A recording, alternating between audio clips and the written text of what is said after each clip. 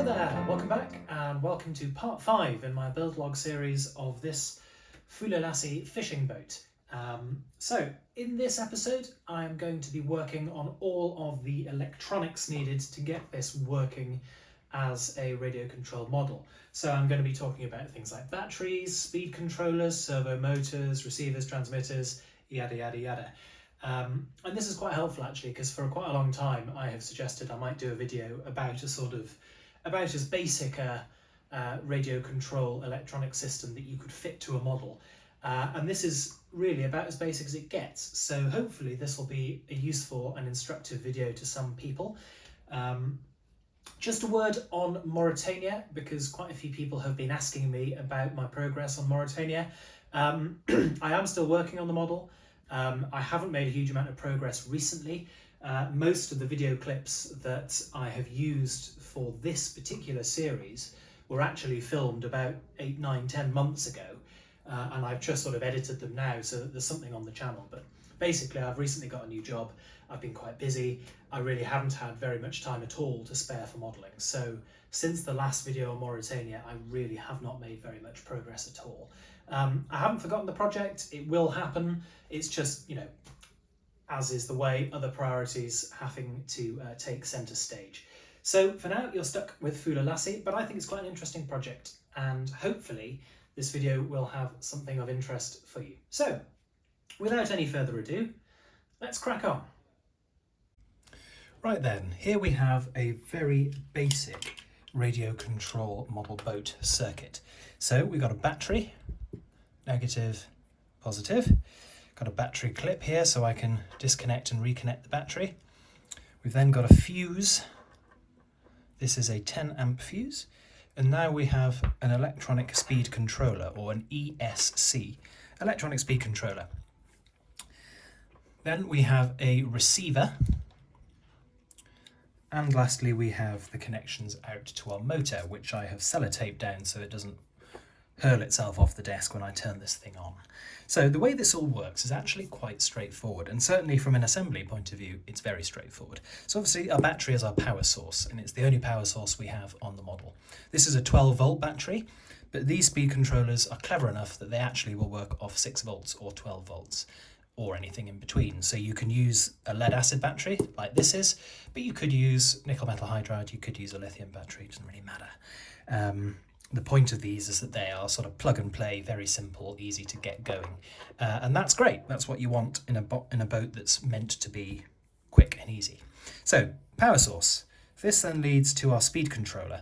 Now what this does is it takes the signal that the receiver gets and it decodes that and it sends the appropriate amount of power to the motor. So here is my transmitter, and if I go forward on that, this will send a signal to my receiver.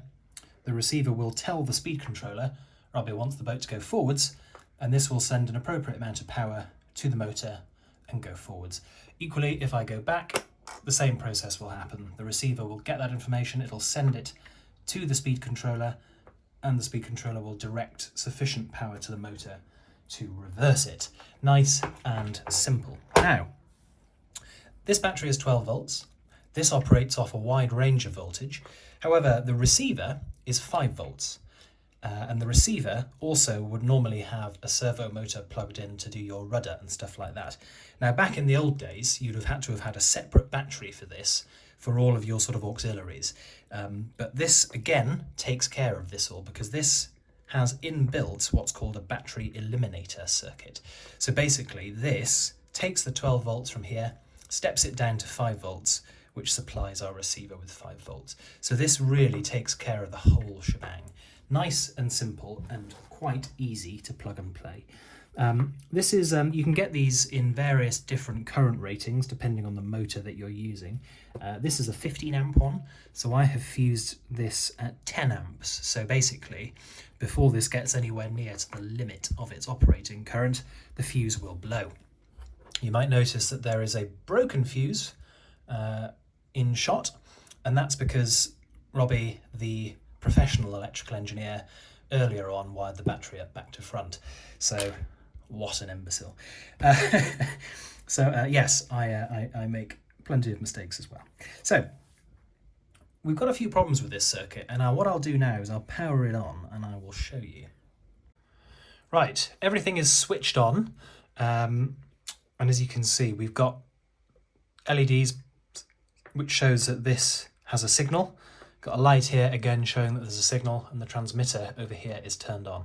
Now, just to be aware, quite regularly you'll have problems if you have the transmitter this close to the receiver, because you actually need to have enough distance apart from them that signals don't get garbled. This seems to be working, so I'm not going to worry about it, but just for reference, most transmitter receiver companies will state that you need to be about a metre away from the receiver with the transmitter in order for it to reliably work. So we have a little bit of a problem with this motor, and I suspect this is the motor that came with the model, and frankly I suspect it's just a bit old. But if you look, when I push forward, this is about, that's about 10% forwards, and the motor is spinning absolutely like crazy. If we go up, there's very little difference between 10% on this stick and 100% on this stick in terms of what you see at the output shaft. And that's not great, because that means that in the water, the fishing boat will either be going full forwards or stopped and nothing else. And that's not very good. The same happens in reverse. That's about 5% forwards. So it's not very good. Frankly, I suspect that this motor is quite old. And anyway, I'm not a big fan of having a direct drive motor feeding a propeller, because what you tend to find when you have a model boat in the pond is that the propeller will sail through some weed, and that will snarl up the propeller, and it will cause the motor to work massively hard to push through. That in turn pulls much higher current from here, which eventually will lead to your fuse blowing. And frankly, it's just not a very good thing to have. So I always prefer using motors that have gears attached to them, because then at least the actual rotation of the propeller has far more torque associated with it, and that means that you're far less likely for your propeller to get snarled up. The maximum current a DC motor like this will pull is when it's stalled, so when it's trying to move but can't. So that's very often what happens. You'll be sailing your boat in the pond, unbeknownst to you, you'll sail through some weed, and the model will just come to a stop, and you'll sort of go, what's happened there? And what's actually happened is that the model has got snarled up in pondweed, the motor has stalled, and you've been trying to make it go forwards, and that's pulled too much current through the circuit, your fuse is blown, and then your model's just stuck in the middle of the lake, waiting for the wind to blow it back towards the shore or whatever. It's not an ideal situation to be in, and that is a big problem with having a direct drive from your motor to your propeller shaft. My preference is always to gear that down a bit so that you get far more torque on the propeller, so it's just a bit more likely to be able to cut through the weed. It doesn't mean it will always work, and you will still have this problem from time to time, but it's just a little bit more insurance, and it's a little bit more sensible design. The problem, of course, with gearing down is that it means your propeller doesn't spin as fast, it means you won't actually get as much propulsion. But I'm not building a motorboat here, I'm building a fishing boat. It doesn't need to go fast, it doesn't need to be going at 500 miles an hour across the lake. It just needs to be going nice, slowly, sedately. So what I'm going to do is I'm going to buy a different motor with a gearbox attached, and you will see me in just a second trying that out.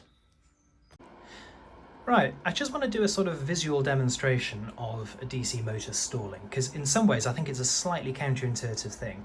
It kind of makes sense that as the power increases, the current the motor pulls increases. That makes perfect sense.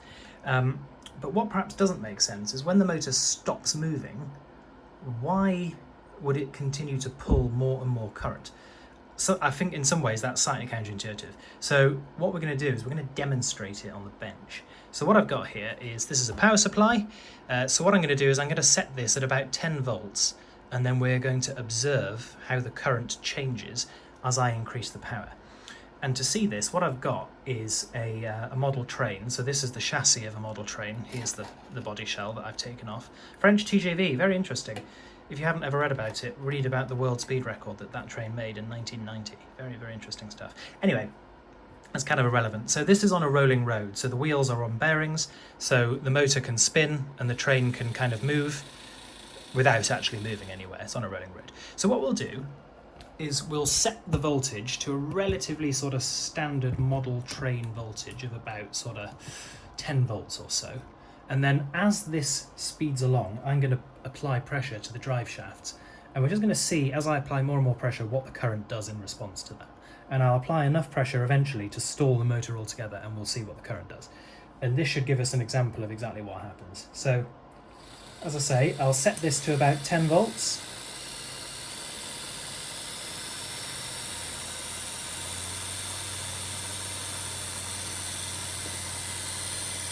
So there we go, 10 volts. And at the moment we're pulling 0.32 of an amp. So about 330 milliamps. So now I'm just going to apply some pressure to the drive shafts, and you can see almost immediately, as the vehicle's having to work harder, more current gets pulled. Now that makes perfect sense, because this motor is outputting an amount of power, and power is equivalent to the voltage times the current. So as I add more load, the motor has to create more power, so it has to pull more current. The voltage can't rise, so the current has to go up to compensate, and that makes perfect sense. And you can see as I'm pressing more and more on these drive shafts, the current goes up and up until I apply enough pressure to completely stall the drive shaft. And as you can see now, the thing's not moving at all, the wheels aren't even spinning, and we're pulling over an amp of power. If I release, the current drops right back down. So, there you go. That is an example of how a DC motor will continue to pull more and more current up until it stalls. So when you apply this to a model boat, the stalling thing is if the motor gets caught up in pondweed and can't move anymore. And you can see that in that kind of scenario, you could very easily exceed your fuse level and blow your fuse, and then you're a bit screwed. So that's why I tend to use geared motors, because there's far less chance of that happening. Right, so here's the circuit here. We've got our battery to start with. This is a 12 volt, 5.4 amp hour lead acid battery. Basically what that means is this can supply 5.4 amps for an hour at 12 volts. That's what the expression means. It's just a measure of how much energy is stored within the battery itself. We've got a connector, and these are good little connectors. They're quite cheap, but also they have a male and female portion to them, which means you can't miswire them the wrong way around. You've got to put them in the right way, which is good. It sort of idiot-proofs things, which is always a good thing. As I've already proven, I cock these things up as much as the next person. We've then got our fuse. This is in line in the positive side of the battery supply, and it is a 10 amp car fuse.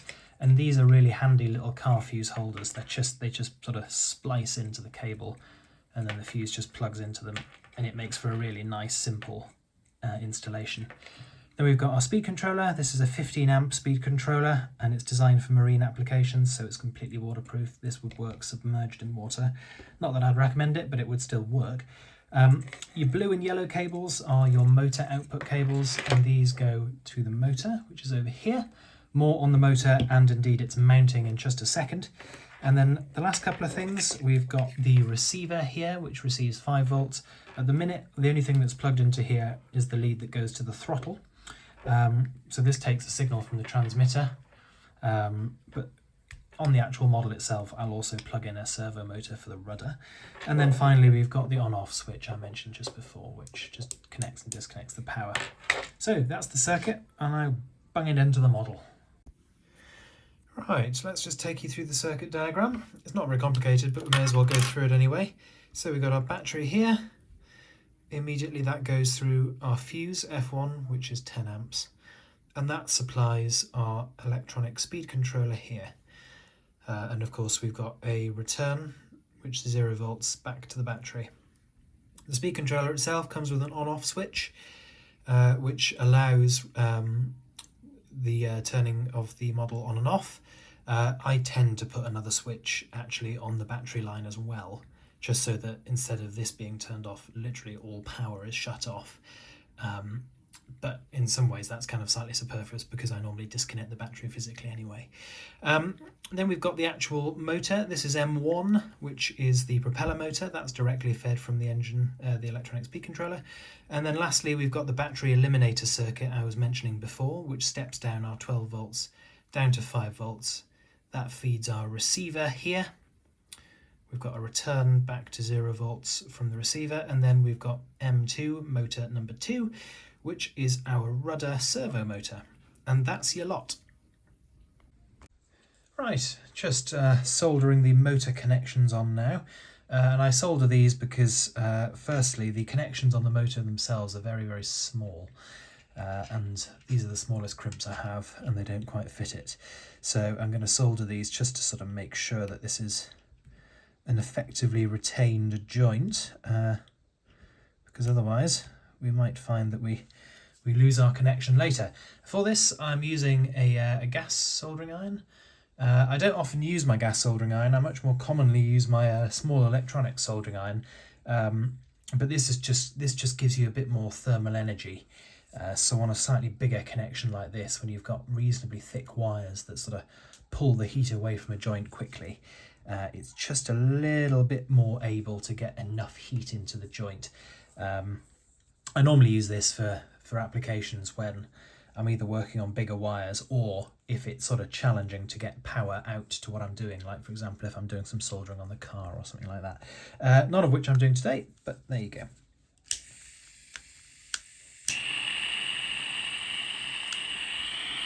So this is on now, and you can sort of hear it, and you can also see it heating up. Let's give it a few minutes, give it a bit of time to get up to temperature.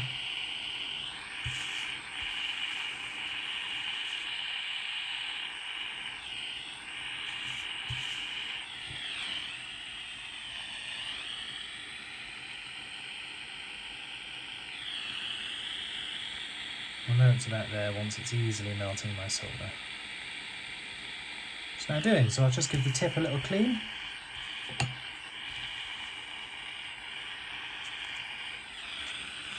And then we shall get going.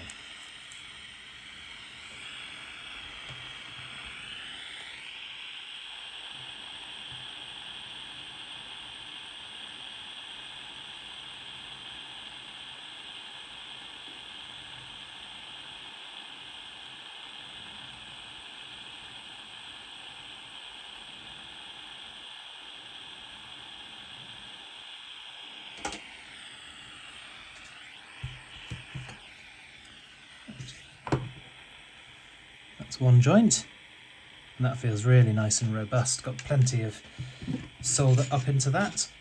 And we'll now do the other side. Exactly the same process again. I'll just heat both of the metal components. So when you're soldering, you really want to make sure that you get both components. So that's the crimp, which has the wire on it, and then also the flange of the motor connection, because both of these need to have a good electrical connection together. Just give it a bit of time for those to both heat up, and then we'll apply a fairly generous portion of solder.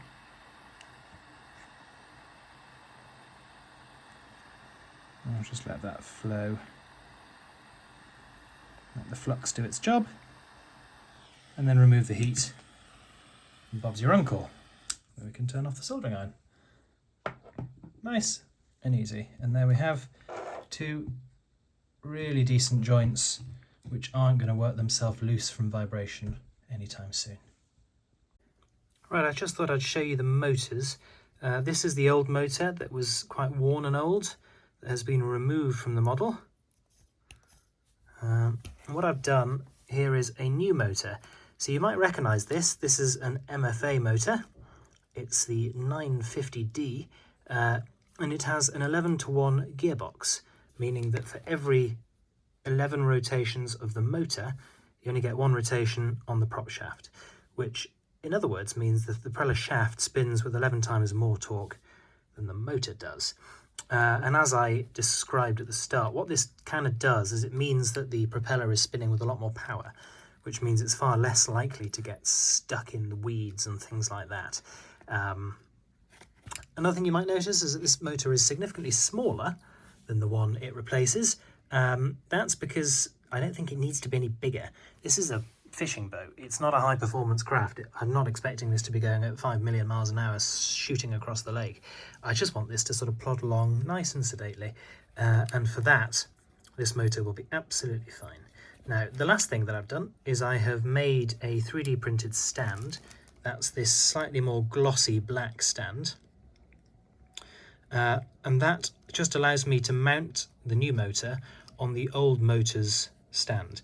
Now, the reason I wanted to do that is because the old motor's stand was already set up at the correct angle to have your propeller shaft perfectly aligned. So I'll show you once this is actually installed into the model, but you want the motor and the rotor on the motor and then the shaft coming from the motor to be as perfectly aligned with the propeller shaft that goes out of the model as possible, because that reduces the amount of friction that you've got, reduces the amount of resistance, and it means that your model is far more efficient. These universal couplings are designed to deal with small amounts of flex and small amounts of sort of deflection in these shafts, but each time you move that, a little bit of the power that's coming out of the motor, instead of going into turning the propeller, instead goes into heat in friction, so your model becomes a bit less efficient. So the better aligned you can get this, the better. And that's why I was really keen to use the original models, the original motor stand. And as you can see, this 3D print is perfectly nice. It's just been super glued in place, and then the motor itself is bolted in. And what I've done is I've cut some Allen bolts, and then there's a vibration resistant washer, and then they're bolted in place. Nice and easy, and I've added a bit of Loctite in there as well, just to be on the safe side. So we'll get this installed and then I'll show you the entire assembly. So as you can see, going through this hatch in the centre of the ship, you can see our battery. This is where our motor will reside presently, and this is of course our propeller shaft. But as you can see, the battery is here, and this mahogany beam keeps it in place. As yet though, nothing to keep it in place longitudinally. Now, on the original model, the battery was held in place by foam, sort of cut out blocks of foam that held it from all directions. Whilst that certainly does hold it in place, what it doesn't do is it doesn't allow any airflow over the battery, which of course means over time it will heat up and get a little bit hotter, which is normally not very good for battery life. So it's something I'm less willing to try, and instead what I'm going to do is I'm going to hold this in place with some bits of wood strategically glued at various places. Right, so now everything is in, and you can see I've got the reinforcements either side of the battery just to make sure that it doesn't wobble. I've got my power lead coming up here, and I'm not sure whether I'll be able to get it in shot. Excuse my fingers getting in the way. The speed controller is now actually on the roof here, and I've got the switch nice and accessible so I can turn the machine on and off. You can see the motor cables tucked in out of the way, coming up, around and into the motor. And then I also have the cables for the control of the speed controller and the steering servo connected into the receiver, which is also stuck to the roof. To stick these things onto the roof, I've used some Velcro. Holds it nicely and firmly in place, but it also allows me to pull it out very easily if I need. And just to prove that it all works, got my transmitter here, and full forward, and full reverse, and then the rudder as well.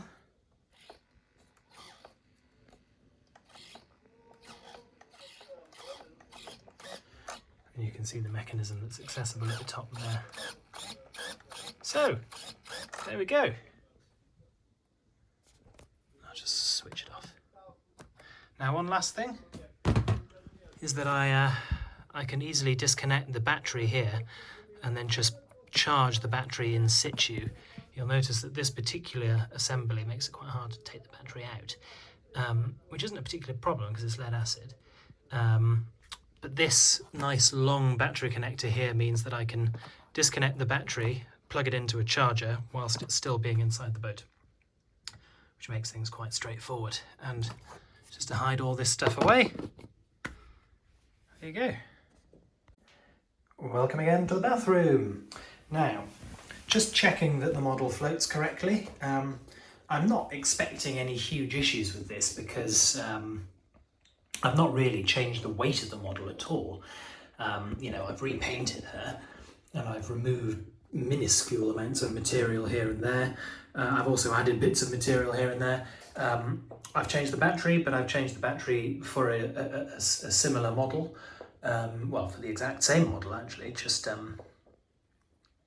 more recent, not sulfated version of it. So I wasn't really expecting any major issues, and sure enough, I'll just hold the camera at the water line. There aren't really any issues. She's floating absolutely perfectly there. She's got that slight bulge in the middle, and then she's floating perfectly really at the back as well. The only real slight issue is that she has a slight list to starboard, as you can see if I steady her up a bit. There is just a slight hint of a list to starboard, probably only a really 3-4 degrees, something like that. Nothing that a fairly small chunk of lead won't solve. There you go. Now she seems to be floating pretty much perfectly. And we were talking sort of tens of grams rather than hundreds of grams of additional lead. But what I will do is on the first voyage, I'll take a few sheets of lead with me to the lake, because it's far easier to really get an idea of the trim of a model when it's a bit further away from you. Having it in the bath is quite a good indicator, but it's only really when the thing gets 3 or 4 meters away from you that you really get a better idea of whether it sort of looks right, whether it's sort of floating on an even keel, whether it should be higher at the bow, all these kind of things. Anyway, there you go. That is it for this video. It's all working now. It's all finished, really. The only thing left to do is to sail it, which will be the content of the next episode. So, I hope you've enjoyed this. If you have, do please pop any questions or comments you have down below, and I'll do my best to get back to them. If you have enjoyed this, do please like and or subscribe, and I shall see you in the next one. Bye for now.